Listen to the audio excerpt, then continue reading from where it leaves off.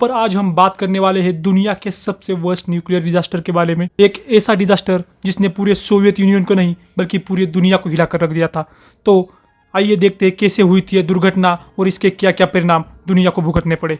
Video start करने से पहले दोस्तों, अगर चैनल पर नए हो तो चैनल को सब्सक्राइब करना मत भूलना और नीचे बेल आइकन को दबाना भी मत भूलना। तो दोस्तों 26 अप्रैल 1986 रात के 1:23 को सोवियत यूनियन में चेर्नोबिल न्यूक्लियर पावर प्लांट के अंदर reactor number 4 out of control चला जाता है। रिएक्टर के ऊपर जो लीड लगी हुई थी वो हिलने लग जाती है और पूरी बिल्डिंग के अंदर शॉक्स वेव देखने को मिलते हैं। वहां मौजूद जो वर्कर होते हैं उन्हें रियलाइज होता है कि न्यूक्लियर रिएक्टर अंडर कंट्रोल हो चुका है, तो वो जाकर इमरजेंसी बटन दबाते हैं। जैसे ही हम इमरजेंसी बटन को दबाएंगे वैसे ही कंट्रोल रॉड्स रिएक्टर के अंदर चली जाएगी और रिएक्शन थम जाएगी। लेकिन ऐसा होता नहीं। बटन दबाने के बाद कंट्रोल रॉड्स रिएक्टर के अंदर तो घुस जाती है, लेकिन उनके अंदर घुसते ही तुरंत एक धमाका हो जाता है, एक बहुत बड़ा एक्सप्लोजन। इस धमाके से पूरा रिएक्टर आग की लपटों में घिर जाता है और हानिकारक रेडियो एक्टिव मटेरियल जो मौजूद थे वो हवा में फैल जाते हैं और वो जो रेडियो एक्टिव पार्टिकल थे वो 400 हिरोशिमा बम के बराबर थे।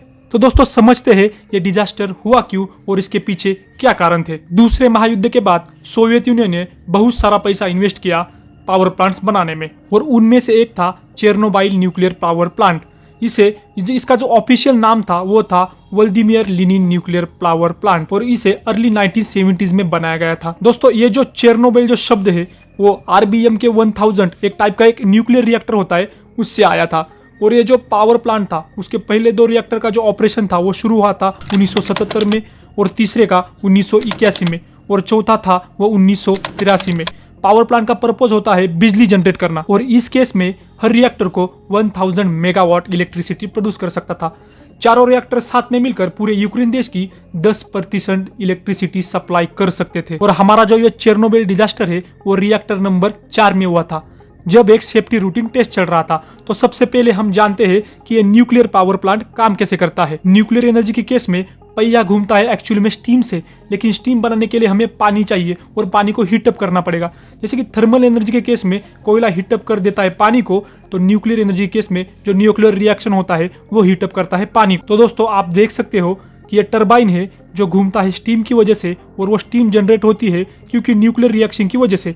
अब ये जो पानी है ये कूलेंट का भी काम कर सकता है। तो दोस्तों रिएक्टर के आसपास ओवर हीटिंग को रोकने के लिए हमें पानी की कांस्टेंट सप्लाई होनी जरूरी है। चेर्नोबिल पावर प्लांट में पानी एक्चुअल में लिया जाता था पास ही के एक मैनमेड वाटर रिजर्व से और वहां से एक नदी भी गुजरती थी। और दोस्तों अगर पानी की हमें कांस्टेंट सप्लाई चाहिए थी तो हमें कुछ वाटर पंप्स की भी जरूरत थी क्योंकि हमें पानी को उन पाइप्स के अंदर पुश करना पड़ेगा। लेकिन तब क्या होगा जब पावर कट हो जाएगी, बिजली चली गई, तो इंश्योर करने के लिए ये वाटर पंप्स हमेशा चलते रहे। चेर्नोबिल पावर प्लांट्स में कुछ बैकअप डीजल जनरेटर्स लगे थे जो हमेशा उन पंप्स को इलेक्ट्रिसिटी प्रोवाइड कर सकते थे। लेकिन इन जनरेटर को चालू करने में 1 से 2 मिनट का समय लगता था, तो उन 1 से 2 मिनट के लिए कोई ना कोई तो हमें पावर सोर्स चाहिए था ताकि हम पानी को पुश कर सके। और ये जो चेर्नोबिल रिएक्टर को बनाने वाले ने ये कहा था कि ये जो एक्स्ट्रा 1-2 मिनट की बिजली हमें चाहिए होगी ये एक्चुअली में न्यूक्लियर रिएक्टर से ही आ सकती है। ये जो टर्बाइंस होंगे ये घूमते रह जाएंगे क्योंकि उसके अंदर थोड़ी सी स्टीम बची होगी और रिएक्टर को शट डाउन होने के बाद भी कुछ तो स्टीम होगी, कुछ 1-2 मिनट की एक्स्ट्रा रहेगी, वो काफी होगी इन पंप्स को पावर करने के लिए। तो उस 26 अप्रैल की रात को दोस्तों इसी चीज को लेकर टेस्टिंग होने लग रही थी। अगर बिजली चली जाती है क्या वो टर्बाइंस इतने घूमे, इतनी इलेक्ट्रिसिटी जनरेट करेंगे कि वाटर पंप्स को पावर दी जा सके। ये जो टेस्ट था ये पहले भी किया जा चुका था, लेकिन ये टेस्ट रिएक्टर नंबर 4 पर कभी भी सक्सेसफुल नहीं हुआ था और आज के दिन वर्कर्स को उम्मीद थी कि ये टेस्ट सक्सेसफुल हो जाएगा। अब आगे की कहानी हम समझते हैं न्यूक्लियर रिएक्टर की साइंस क्या होती है। दोस्तों न्यूक्लियर रिएक्टर का जो कोर है, जो मेन पार्ट होता है, वो मेनली 3 चीजों से बनता है। एक होता है फ्यूल रॉड, दूसरा होता है कंट्रोल रॉड और तीसरा होता है moderator. Fuel rods basically nuclear का फ्यूल है की वजह से न्यूक्लियर रिएक्टर हो पाता है। दोस्तों हम ये तो बेसिक साइंस जानते ही है कि एटम इलेक्ट्रॉन, प्रोटॉन और न्यूट्रॉन से बनता है और हर एलिमेंट में number of electrons, proton, neutrons अलग अलग होते हैं। अब कई एलिमेंट्स के आइसोटोप भी होते हैं। आइसोटोप बेसिकली एक तरीके का वेरिएशन है एलिमेंट्स में। अलग अलग आइसोटोप्स में प्रोटॉन सेम होते हैं लेकिन नंबर ऑफ न्यूट्रॉन्स अलग अलग होते हैं। दोस्तों ये जो आइसोटोप है अपने आप में अनस्टेबल है जिसकी वजह से ये टूटते रहते हैं और रेडिएशन रिलीज करते रहते हैं। यह रखे रखे ही डिसग्रेनेट हो जाते हैं, लेकिन कोई न्यूट्रॉन उसके आकर टकराता है तो ये भी टूट सकता है। और इसी केस को दोस्तों न्यूक्लियर फिजन रिएक्शन कहते हैं। इस प्रोसेस में इस केस में एलिमेंट का एक एटम दो में भी स्प्लिट हो सकता है और साथ में 2-3 न्यूट्रॉन्स एक्स्ट्रा बनते हैं। और दोस्तों इस केस में काइनेटिक एनर्जी भी रिलीज होती है जो थर्मल एनर्जी में कन्वर्ट हो जाती है, जो एनर्जी बाद में जाकर उस पहिए को घुमाती है और पावर जनरेट होती है। और वो जो एक्स्ट्रा न्यूट्रॉन्स रिलीज होते हैं वो जाकर और एटम से टकराते हैं जो टूटते टूटते रह जाते हैं और देखते ही देखते एक चेन रिएक्शन होने लग जाता है जिसे हम न्यूक्लियर चेन रिएक्शन कहते हैं। और इस रिएक्शन को स्लो डाउन करने के लिए कंट्रोल रॉड्स का इस्तेमाल किया जाता है। इस केस में कंट्रोल रॉड्स बनती है बोरॉन कार्बाइड की। और हम सब जानते हैं दोस्तों कि बोरॉन एक्चुअली में एक ऐसा एलिमेंट है जो न्यूट्रॉन्स को बड़े ही अच्छी तरीके से एब्जॉर्ब करता है। लेकिन दोस्तों आरबीएम के रिएक्टर जो चेरनोबिल में इस्तेमाल किया जा रहा था उसमें ग्राफाइट को इस्तेमाल किया गया था एज ए मॉडरेटर। तो इस पूरी साइंस को अगर हम समराइज करें, चेरनोबिल पावर प्लांट का जो डिजास्टर था उसका आफ्टर इफेक्ट देखने को मिला वो हिरोशिमा और नागासाकी पर गिराए गए बॉम्ब से भी 400 गुना ज्यादा हानिकारक था। आज के दिन आप इसका जीता जागता एग्जांपल देख सकते हो कि चेरनोबिल की जो डिजास्टर जोन है वहां पर लोग नहीं जा सकते, वो रेस्ट्रिक्टेड एरिया है। तो देखते हैं दोस्तों 26 अप्रैल की उस रात क्या हुआ। तो 26 अप्रैल की रात वर्कर को टेस्टिंग करने को कहा गया। वर्कर्स को काम दिया गया था कि 1600 मेगावाट इलेक्ट्रिसिटी प्रोड्यूस हो रही है न्यूक्लियर पावर प्लांट के अंदर, तो इसे घटाकर 700 मेगावाट तक लेकर आए।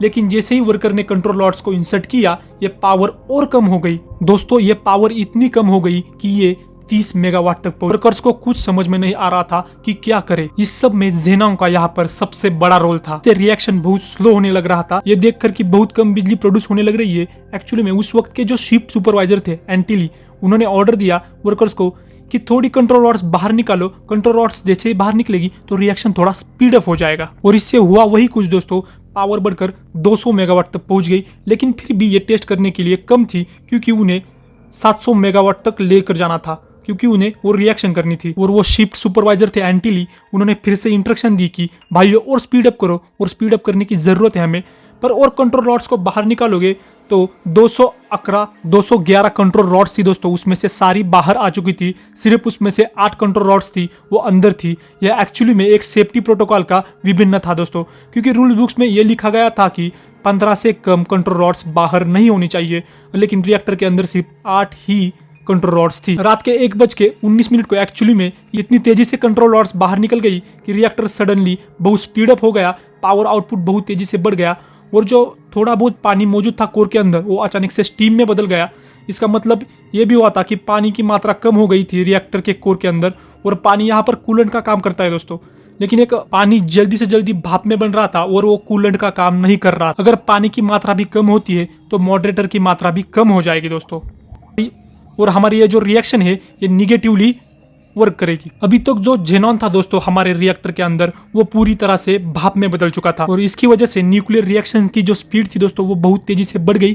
टीम भी यहाँ पर बहुत ज़्यादा बन रही थी, और जो लीड थी इसके ऊपर जो क्वांटम स्ट्रक्चर की थी वो भी हिरने लगी। पूरी बिल्डिंग में इसके शॉक्स वेव दिखने को मिले। सर दोस्तों वर्कर ने ये रियलाइज किया कि हमें इसे स्टॉप करना पड़ेगा, और इसके लिए इमरजेंसी बटन दिया जाता है दोस्तों पावर प्लांट के अंदर। 1:23 पर इस बटन को दबाने का मतलब था कि कंट्रोल रॉड्स वापस घुस जाएंगी रिएक्टर के अंदर और रिएक्शन को स्लो डाउन कर देगी, जैसे हमने पहले सुना था। लेकिन इन कंट्रोल रॉड्स के अंदर इनकी एक डिजाइन में फॉल्ट था। इनका जो मेन हिस्सा था कंट्रोल रॉड्स का वो बोरॉन से बना था, जो एक्चुअली में रिएक्शन को स्लो डाउन करता है न्यूट्रॉन को एब्जॉर्ब करके। लेकिन ये जो टिप है कंट्रोल रॉड की वो ग्राफाइट से बनी थी, और ग्राफाइट यहाँ पर मॉडरेटर का काम करता है, रिएक्शन को स्पीड अप करता है। और जैसे ही कंट्रोल रॉड्स अंदर चली गई ग्राफाइट ने धमाका कर दिया दोस्तों। रिएक्टर की जो पावर जनरेशन थी वो 33,000 मेगावाट तक पहुंच गया था। यह धमाका 6-7 सेकंड तक हुआ, और इससे रिएक्टर का जो कोर था वो मेल्ट होने लगा, और इस धमाके से 2 लोग इंस्टेंटली मारे गए। इसके तुरंत बाद दोस्तों फायर फाइटर्स की टीम को बुलाया जाता है। शुरुआत में फायर फाइटर्स को इतनी आइडिया नहीं थी कि यहाँ पर क्या हो रहा है। उन्हें लगा कि एक नॉर्मल आग है, और उन्होंने नॉर्मल पानी से उसे बुझाने की कोशिश की। लेकिन यह जो आग थी वो ग्राफाइट की आग लगी थी, यह इतनी आसानी से बुझने वाली नहीं थी। इस आग को बुझाने में कम से कम दोस्तों 10 दिन लगे, और इस आग की वजह से बहुत सारे लोगों की जान भी चली गई। हेलीकॉप्टर्स को भी बुलाया गया दोस्तों इस आग को बुझाने के लिए। हेलीकॉप्टर से क्ले, सैंड, बोरॉन और लीड जैसे एलिमेंट्स को टपकाए गए इसके ऊपर, लेकिन ये आग थमने का नाम नहीं ले रही थी, क्योंकि हेलीकॉप्टर को जो है वो उस रेडिएशन के ऊपर उड़ना पड़ता था और हेलीकॉप्टर वहां क्रैश हो रहे थे ऑन साइट। और इसके बीच कुछ रिमोट कंट्रोल रोबोट्स का भी यूज किया गया, लेकिन रेडिएशन की वजह से कोई भी रिमोट कंट्रोल रोबोट वहां चला ही नहीं। जो फायर फाइटर्स वहां आग बुझाने के लिए गए थे उन्हें बहुत सारे सिम्टम्स देखने को मिले, उन्हें उल्टियां आने लगी और उनमें से बहुत सारे मर भी गए। और वो जो लोग थे जिनको थोड़ा और रेडिएशन का एक्सपोजर हुआ वो 1-2 साल बाद मारे गए, जिनका थोड़ा और कम एक्सपोजर हुआ उन्हें कैंसर हुआ और बहुत सारी रेडिएशन की बीमारियां भी हुई। 10 दिन बाद दोस्तों आग तो बुझ गई, लेकिन बहुत ज्यादा मात्रा में हीट प्रोड्यूस हो रही थी। इस रिएक्टर से आग बुझने के बाद भी इसे कंट्रोल नहीं किया जा रहा था, इसे बहुत ज्यादा हीट प्रोड्यूस कर रहा था और बहुत ज्यादा ही रेडिएशन हीट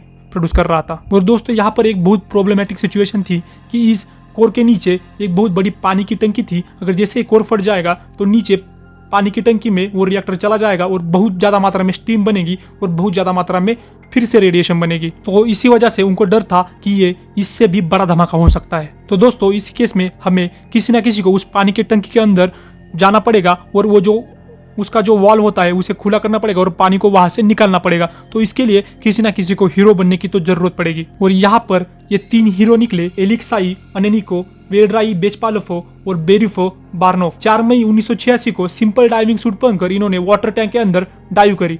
अंधेरे में एक लैंप की मदद से उन्होंने स्विम किया और उस वॉल को खुला किया और पानी को ड्रेन कर दिया। इन 3 ही लोगों ने दोस्तों मिलियंस ऑफ लोगों की और बहुत सारे नेचर की जान बचाई। अब ये पानी का रिस्क तो खत्म हो चुका था, अब काम था उस रेडियो एक्टिव वेस्ट को वहां से निकालना। उसके लिए बहुत सारे रोबोट्स लाए गए, लेकिन रेडियो एक्टिवेशन की वजह से वहां पर एक भी रोबोट नहीं चल सका। तो इसके लिए बहुत सारे इंसानों की जरूरत थी और वो जो इंसान वहां पर लाए गए उन्हें लिक्विडेटर नाम से बुलाया जाता था। 1986 और 1987 के बीच में 2 लाख लिक्विडेटर लाए गए थे इस एरिया को क्लीन करने के लिए। सोवियत यूनियन ने इस दुर्घटना को छुपाने की बहुत कोशिश की, लेकिन उनकी एक भी नहीं चली और ये जो पूरा हादसा था ये पूरी दुनिया के सामने आ ही गया। क्योंकि दोस्तों ये रेडियो एक्टिव डस्ट था, ये स्वीडन तक पहुंच गया था। स्वीडन मॉनिटरिंग स्टेशन ने डिटेक्ट किया कि जो रेडियो एक्टिव की जो लेवल है वो कुछ ज्यादा ही हाई हो चुकी है और उन्होंने हवा की डायरेक्शन से पता कर लिया कि इसका मेन कोर क्या है। और इसी वजह से सोवियत यूनियन को मजबूर होना पड़ा अपनी सारी सच्चाई बताने के लिए। 2 मई को 1986 में न्यूक्लियर पावर प्लांट के चारों तरफ एक 30 किलोमीटर का दायरा बनाया जाता है, जो कि एक्सक्लूसिव जोन डिक्लेयर किया जाता है कि यहाँ पर रेस्ट्रिक्ट है, यहाँ पर कोई नहीं जा सकता साइंटिस्ट और सरकारी नौकरी के सिवा। और इस रेडियो एक्टिव को रोकने के लिए एक और स्ट्रक्चर बनाया गया जिसे हम सैक्रोफेगस नाम से जानते हैं, वो आज भी वहाँ मौजूद है। और इस नए स्ट्रक्चर को बनाने के लिए $3 बिलियन अमेरिकन डॉलर लगे थे दोस्तों। और इस बार इसको बहुत बड़ा लॉन्ग टर्म प्लान कर बनाया गया था जो कि 100 साल तक रेडिएशन को रोक सके। 2018 की यूनाइटेड नेशन की साइंटिफिक कमिटी के रिपोर्ट ने बताया कि 20,000 थायराइड कैंसर के केसेस देखने को मिले बच्चों में जो 18 साल से कम की उम्र के थे और वह डिजास्टर के दौरान मौजूद थे। कहा जाता है कि इससे पीछे बड़ा रीजन था रेडियो एक्टिव डस्ट का। वो घास पर गिरी और उन घास को मलेशियों ने खाया और उसी वजह से दूध के अंदर रेडिएशन की मात्रा बढ़ गई और उसी रीजन को आज हम रेड फॉरेस्ट नाम से जानते हैं। और इस डिजास्टर की कॉस्ट सोवियत यूनियन को 235 बिलियन अमेरिकन डॉलर्स पड़ी थी दोस्तों।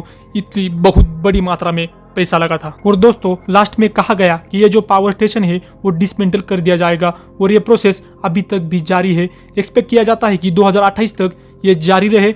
और यहाँ अब करीब 2400 लोग आज भी काम करते हैं। कोई गार्ड्स की नौकरी करता है क्योंकि ये एक्सक्लूसिव जोन है जो डिपेंड करना चाहता है यहाँ फायर फाइटर है या साइंटिस्ट है, क्योंकि यहाँ पर रेडिएशन की लेवल बहुत ज्यादा है। एक्चुअली में यहाँ सिर्फ 2 शिफ्ट में ही काम करना पड़ता है लोगों को और उनका रेगुलर टेस्ट होता है। और आज भी आसपास के 30 किलोमीटर के एरिया में नॉन कॉन्टिनेंटल जोन है, यहाँ पर किसी को भी एंट्री नहीं है। वॉर शुरू करने से पहले टूरिस्ट ग्रुप इस एरिया में जाते थे, लेकिन अब उसे भी बंद कर दिया गया है। दोस्तों अगर वीडियो पसंद आई तो चैनल को सब्सक्राइब करना मत भूलना और बने रहे ऐसे ही वीडियो के लिए। मिलते हैं अगले वीडियो में।